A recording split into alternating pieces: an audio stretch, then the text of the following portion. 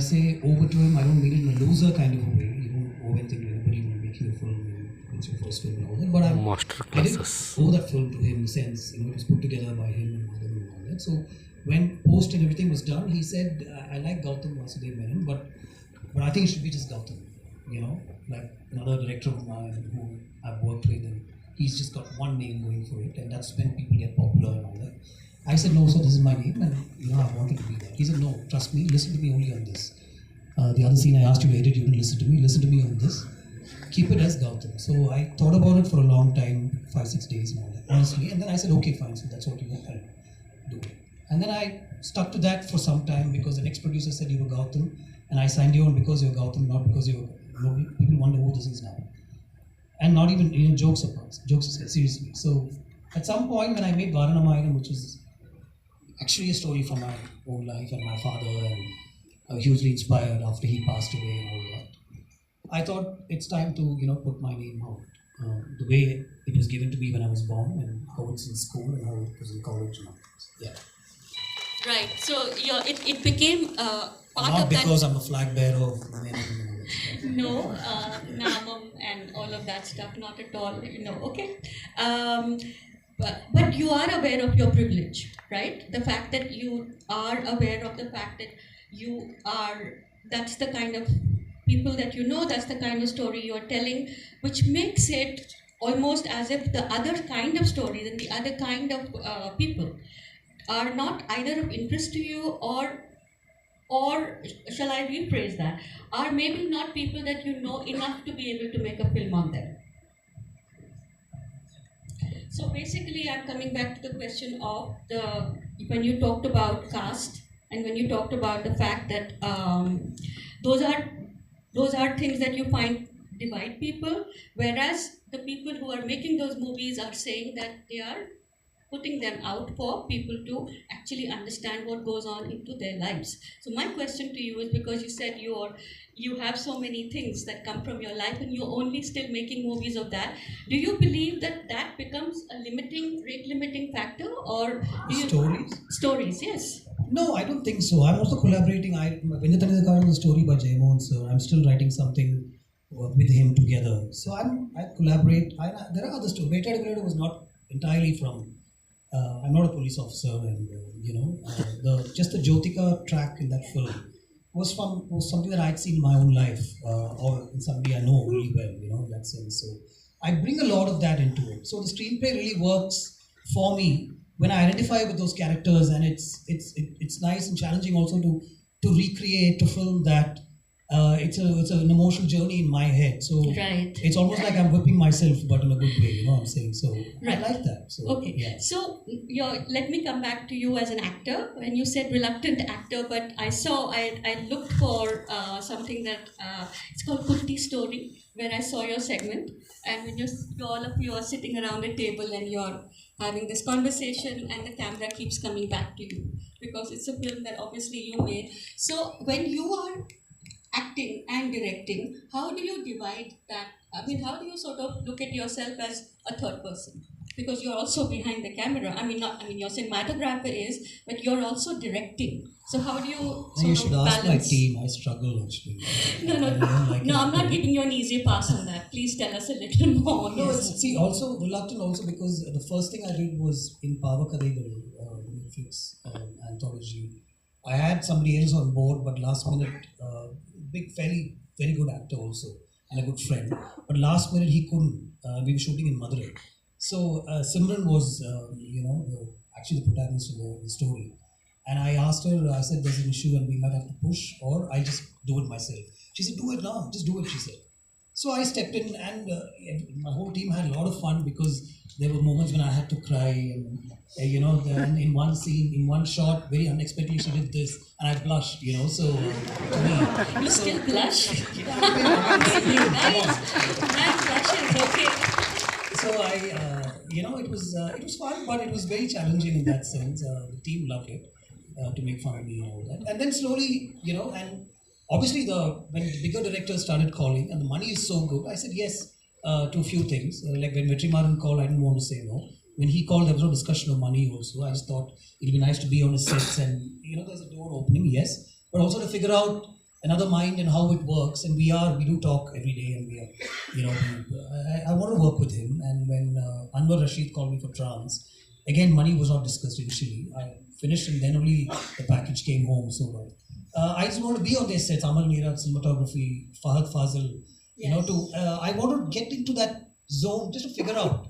There was time in between my directorial, thing, and just to see Fahad perform, it's such a learning it was, which helped me also direct a few actors later. And I also always believe never micromanage the actor. I'm from that school where you set up everything and then you wait for the actor. And that's why you cast accordingly. That's why you do auditions and look tests and screen tests and all, right? But there are directors who, when I act, say, can you put your don't look up so much. Can you close your eyes a little? Your eyes are so big. Can you and all that? So that bothers me. I just like to be, let be sort of.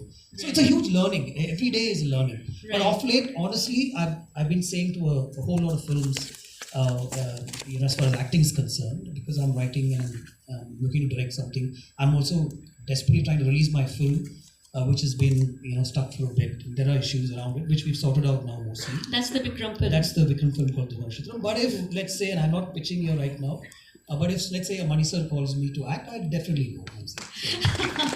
Okay, so basically, Anurag Kashyap, who's everyone knows Anurag. He's left Bombay, right? So he keeps leaving. When his Bombay Velvet crashed and burned at the box office, he told all of us that he was going to Paris.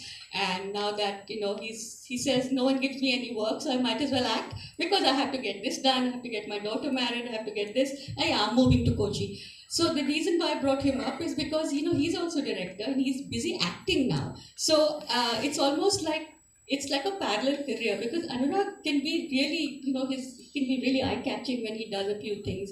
So do you look at acting as a possible, like jumping into acting as a sort of slightly larger thing that you want to do, or is it always going to be, hey, you want to come act in my movie? Yeah, and I safely speak for Anurag also. I don't think it's because nobody's giving him work. He's just being too.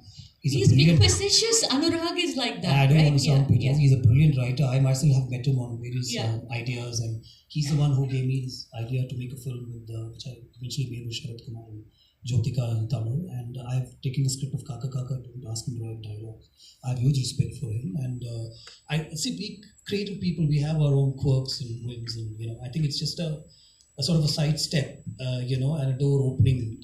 That's all it is. Now I'm speaking for myself. Like I said earlier, I'd like to explore. I want to look at other people, and Vidudale was huge for me also because I got to interact with Rajiv sir, whom I trained under. I had worked with him as assistant director. Yes, and we you worked with him in Mansara Kanabur, right? So lots of conversation. We were actors together. Trisha and me and Leo, we just kept laughing because she said, "I can't imagine that you'd be the side of the camera ever." So it was nice. It was just an experience, and I look forward to the experience. That's all. But you seem very comfortable. It's not like you're finding it really hard. It's like you're there and you're enjoying it. No, but I listen to the whole thing, and if there's anything out of my comfort zone, like if they want me to do the kind of stuff that Bala sir makes in his movies, I wouldn't do it. With all due respect. So you will not be a serial killer, for example. That I can be.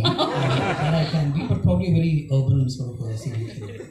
Yeah, you would probably listen to some rock music while doing it. Yeah. All right. Okay, so I think we're sort of coming to the. But I do have like one other question. The spotlight's still on me. Should I? Yeah. So actually two things. One is that going back to the fact that now people are so intent upon not putting in that 300 or 400 bucks. In the north of India, you get into a movie situation, two people, you can end up spending 2,500 bucks easy. In the south, people are still a little bit aware that people don't want to spend that kind of money, and you can get into a pretty decent multiplex, which sort of tops up at 75 bucks. Say, for example, Satyam in Chennai, where I was a couple of months ago, the tickets are not that humongous.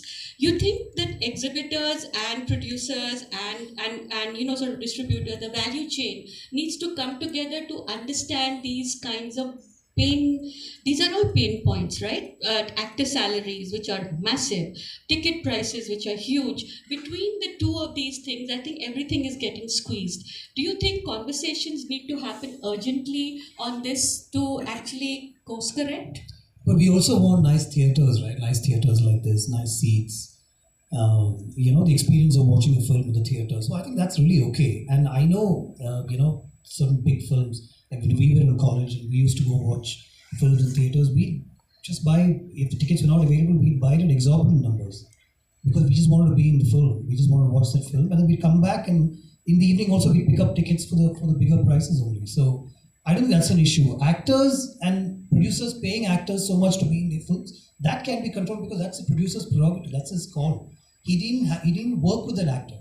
He can always take a call to say, no, you're charging me so much. This is not good economy. I'll spend only 80% of the cost goes to the actor and 20% only is available for production.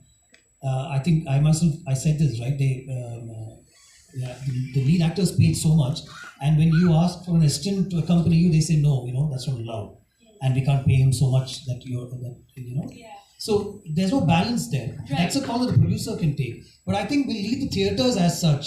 People will come to the theaters. They will pay. I think it's pretty reasonable in that sense. If you have a family of 5 or 6, then we'll talk about family planning and stuff like that. And that's a whole conversation by itself. I have 3 boys at home, and they watch films. And when we go to the theaters, we know we'll have to get there on time and leave at a certain time. And there's food but it's a whole experience, right? It's a beautiful communal experience that we shouldn't miss, is all I'm saying. Yeah, but I do understand the difference between paying something which is $100 and between paying for a ticket which is 700, because that's the kind of differential that people build into their theaters.